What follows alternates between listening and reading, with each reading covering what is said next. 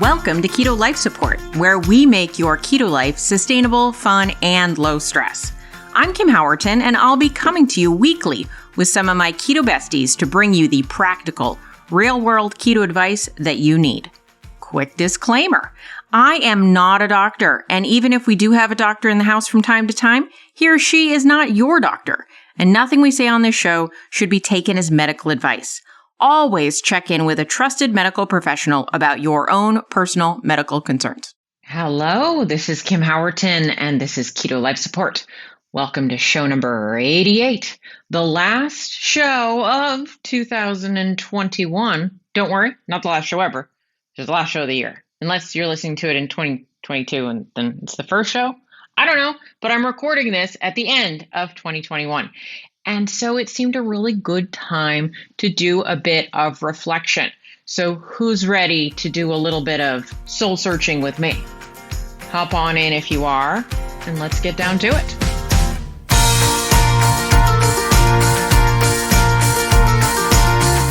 Okay, so year in review is a process that I like to do at the end of the year. You know, there's this weird period between Christmas and New Year's where you're like, what day is it? Am I wearing pants? What's happening? Do I have to be somewhere? Was I supposed to be somewhere? Did I give everyone their gifts? What happened? It's a little confusing. So I find because it's this sort of time out of time, it can be a fabulous time to set aside and really do some thinking. To look at your year, what went well, what could have gone better?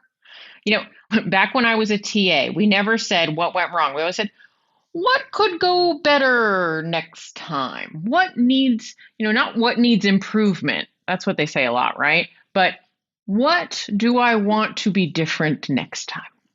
And so obviously, I think we have learned over the past 2 years, there is a lot of our time and things and happenings that are a little bit out of our control, maybe. There are certainly some things over the last 2 years I did not choose, but they happened anyway. But there are many, many, many things within our control. And so I'm more than anything talking about that, what we can control, which includes our response to uncontrollable things, right? So we can't always predict what fate will bring, but we can determine how we will proceed in any set of circumstances.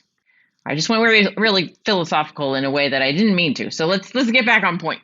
So what I'd love you to do is look at 2021 and look at what was your intention, even if you didn't have one intentionally set, right?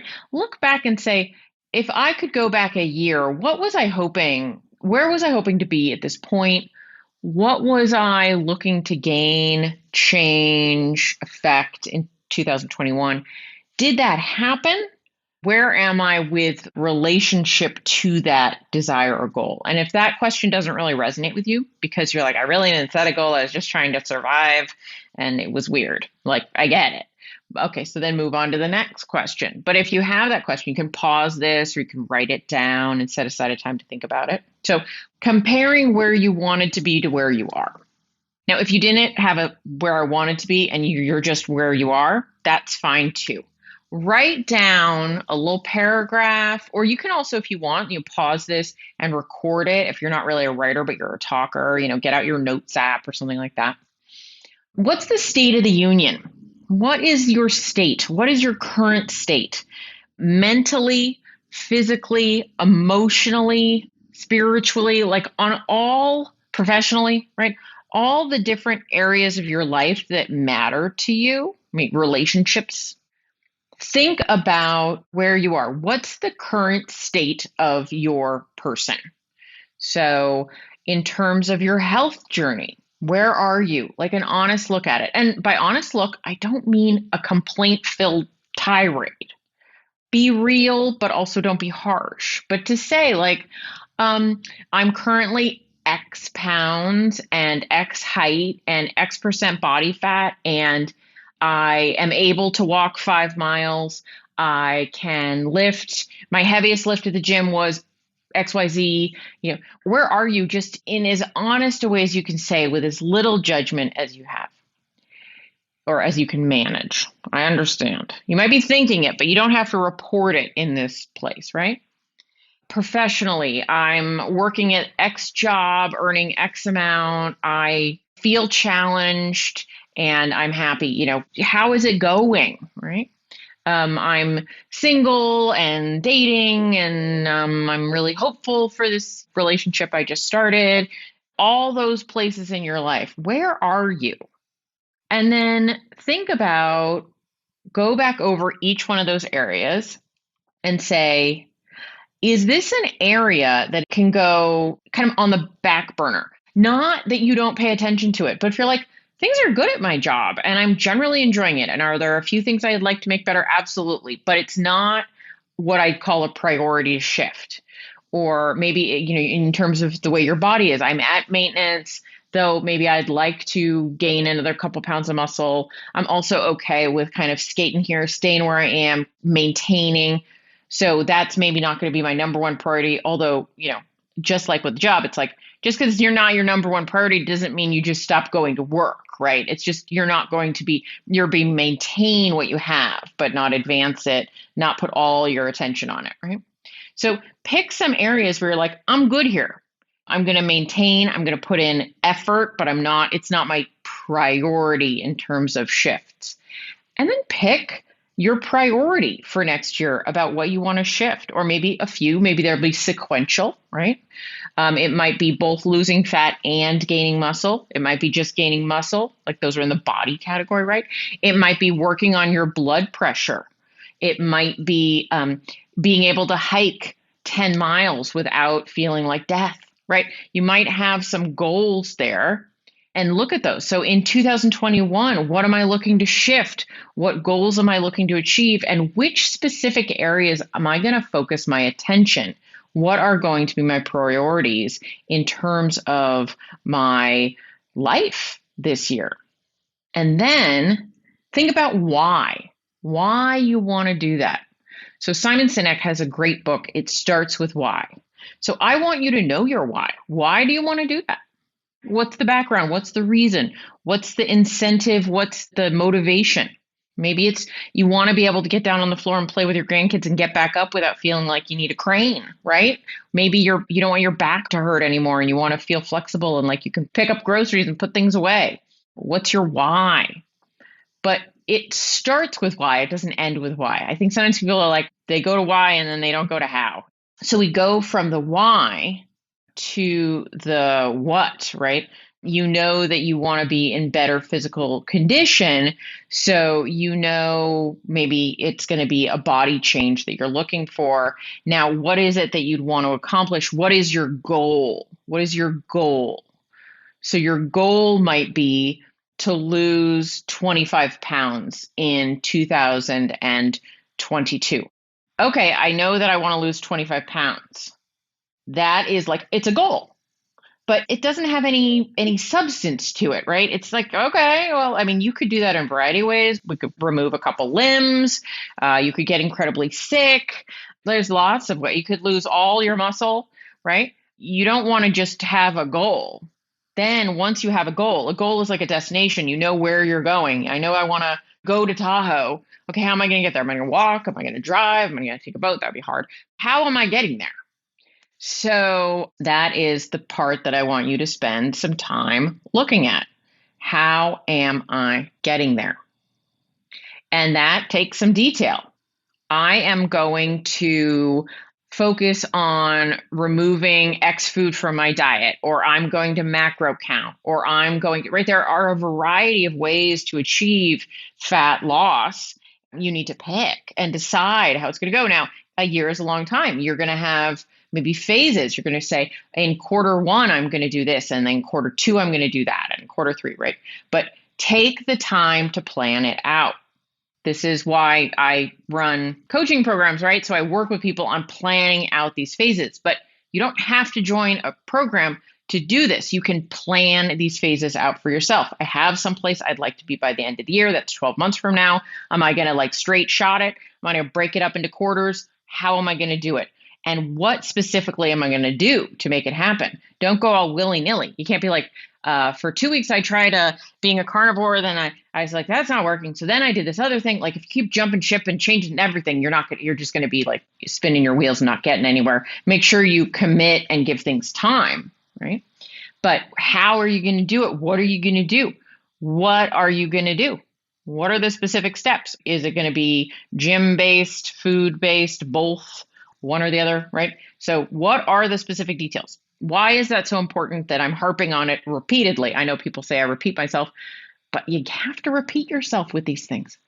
It's important because you can't track a goal. I mean, you can like with a number like, oh, okay, I lost 1 pound, I lost 2 pounds. I'm 1% of the way there, but it's a losing strategy, no pun intended. To do that, I really believe you need to decide what your goal is, back it up to what you are going to do to achieve that goal, right? I want to get an A on my test. Okay, I'm going to study every night for 2 hours. Every night you're able to say, did I or did I not do what I committed to doing to get the result that I'm looking for? You notice that committing to studying every night doesn't guarantee that you're going to get an A on your test, but does make it a lot more likely. So you want to track and reward meeting your agreements, meeting your promises with yourself way more than meeting your outcome. Of course, you're going to celebrate getting your outcome, but it's more important to celebrate the steps on the way there. Not the how much weight did I lose, but I know to lose X amount of fat, I'm going to have to macro track. Did I macro track today? Check. Celebration, right? Win. Feel good about that. Praise yourself internally or externally. By the way, reward doesn't mean food. It means, acknowledge, celebrate, be nice to yourself, although be nice to yourself all the time. And so you want to break it down into the things you're going to do. Track the actions, not the results. So the result is just how you determine the actions so that you know what your actions will be. Once you know your actions, repeat your actions. Actions repeated turn into habits. Changing your habits changes your identity and gets you the life you've always wanted. Gets you the identity of success, gets you the identity of somebody you are proud of. You're not proud of yourself because you lost 25 pounds, though it is awesome. But you should be proud of yourself because you did the actions every day that it took to get you there, that you made yourself promises that you kept, that you made agreements with yourself that you honored. Those are signs of your self-integrity, and they form the identity you're building, that person that you will be proud of, that person a year from now that you will be proud accomplished everything you were hoping to accomplish, or not everything, but something you were hoping to accomplish, and you did it, and you committed to it, and you stayed the course, you did what you needed to do, and you got there. If you don't take the time to break it down into the actions that will be required to get there, now you can always alter your actions, right? You act on your best information and then you alter the details to refine your course, right? The bridge is out, you're going to take this other road. Okay, but you're still on your way, right? You're going to have to make some adjustments as you go, but if you don't start going, you won't know what changes need to be made on the way. So knowing the actions are essential. So again, we're starting by looking at the year in review. Then we're looking at 2022 and what would we like to see by the end of it? Which specific areas of our life are priorities for us to affect change in 2022? Which are the 1 or 2 areas I'm going to focus on, especially this year? What are the goals that I have in those areas to create the life I'm looking for? What are the actions it's going to take to create that life that I'm looking for? What are the daily, weekly, monthly actions? How will I be checking in on those actions? Are they refined and defined enough that I can say yes or no, those actions have been met? No namby-pamby, nebulous kind of things here. Be happy, feel good, be healthy. No, concrete, measurable, Check-offable actions. Those are the kinds of actions you need. Like not be happy, but I'm going to meditate for 10 minutes. Not eat healthy, but I'm going to focus on making sure each meal looks like this, right? Specific, measurable. Once you have that all laid out, I suggest, you get a little crafty. Maybe you make a planner. Maybe if you're not like hands-on, you're not a tactile kind of person, you do it on your computer. You make a spreadsheet if you're mathematical, right?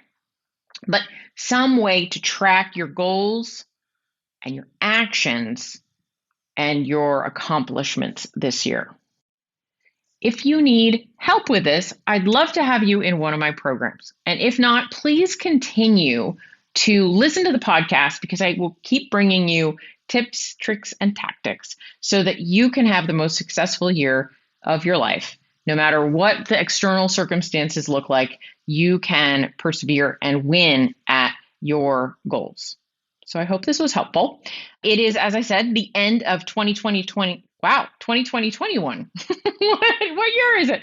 It is the end of 2021 right now as I'm recording this. And if you'd like to join my Keto Unstuck program, which starts in January of 2022, I would love to have you. There are links in the show notes. And again, I wish you the absolute best on ending out 2021 in a happy and healthy way and seeing 2022 off to a successful start. Talk to you soon. Take care. Bye. Thank you so much for joining us for this episode of Keto Life Support. Want more information? Want show notes? Want to suggest a topic? Just head over to ketolifesupport.com. That's where all that kind of thing can go on. By the way, I have a request. If you could go to your podcast host and hit subscribe, we would really, really appreciate it. And what would be even more awesome is if you could write a review. And what would be even more awesome than that is if you could write like a really flattering review. Just asking, you do you. All right. So thanks so much for joining us. I'm thrilled that you're part of the Keto fam. Talk to you soon. Bye-bye.